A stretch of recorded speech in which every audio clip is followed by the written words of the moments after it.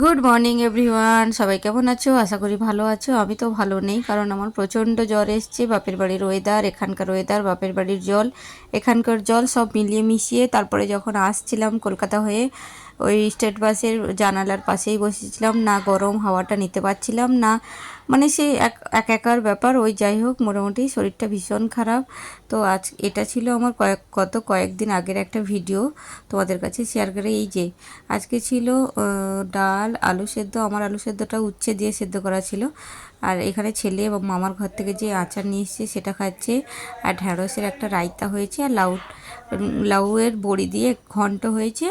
আর একটা কি হয়েছে, চাটনি। এই গরমে চাটনিটাই বেশি ভালো লাগছে। তারপরে বিকেলবেলা একটু রেস্ট করে বিকেলবেলা চলে এলাম। আমাদের এখানে যে ধারা প্রসাদ দেওয়া হয়, মানে প্রত্যেকের ঘর থেকে কারুর না কারুর ঘর থেকে এরকম ধারা দেওয়া হয়। এটা হচ্ছে অনেক দিনের একটা রিচুয়াল। মানে প্রত্যেক বৈশাখ মাসে এইটার ব্যবস্থা হয়, ফল টল নিয়ে। আর সকালবেলা পুরোহিতের হাতে ছোলা 500 1 কেজি যার যেরকম সামর্থ্য সেই হিসাবে দিয়ে দেওয়া হয়। ওই ছোলাটা কিন্তু আমরা নর্মাল মানুষ ভেজাতে পারবো না। যারা পুরোহিত, যাদের পৈতে আছে তারাই ছাড়া ওই ছোলাটা ভেজাতে পারবে না। আর কিছুটা ওটা তো সকালবেলা দেওয়া হয়ে গেছে। তারপরে আমি ফল টল কেটে নিচ্ছি। দেখো এত গরম দোতলা আমার, এত গরম। আমি এইমাত্র স্নান করে নাইটিটা পরে ফলটা কাটছি, কিন্তু আমি আর শাড়ি টাড়ি পরতে পারছি না। ছেলেকে বললাম, তুই জামা প্যান্টটা ছেড়ে বাবু এই প্রসাদটা একটু দিয়ে দিবি, তাহলে আমাকে আর কষ্ট করে শাড়িটা পরতে হবে না। ও বললো ঠিক আছে। দেখো এখানে আমার ফল টলও কাটা হয়ে গেছে। তারপর আমি ওকে বললাম যে তুই দিয়ে আয়।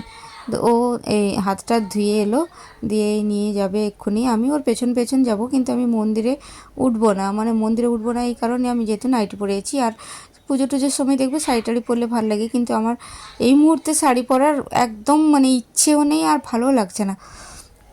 তারপরে ওই দিন যেহেতু মাদার্স ডে ছিল, ছেলে প্রত্যেক বছর আমার জন্য কিছু না কিছু টুকটাক গিফট নিয়ে আসে, হয় কানের দুল নইলে নেল পালিশ। এবছর আমি পরিষ্কার বলে দিয়েছি তুই কোনো কিছু আনবি না।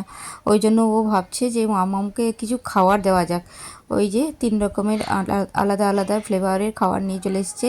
চিপস আর বিস্কিট টাইপের অলরাউন্ডার, আর জিগিজোন না কি বেশ বলে, ওগুলো নিয়ে চলে এসছে। তিনজনে দুজন মিলে বেশ দুটো খেলাম, আর একটা ওর বাপির জন্য রেখে দিলাম রাত্রিবেলা খাবো বলে।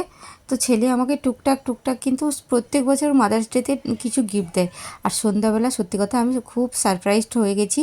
কি সুন্দর বার্গার করে নিয়ে চলে এসছে, তার সঙ্গে কফিও করে নিয়ে এসছে। আমার ছেলে কিন্তু এগুলো তৈরি করতে সত্যিও পারে। তোমরা যদি কখনো দেখতে চাও, আমি কিন্তু পুরো ভিডিও করে তোমাদেরকে দেখাবো। এই ছিল আজকের মাদার্স ডের আমার দিনটা। কেমন লাগলো জানিও। চলো টাটা।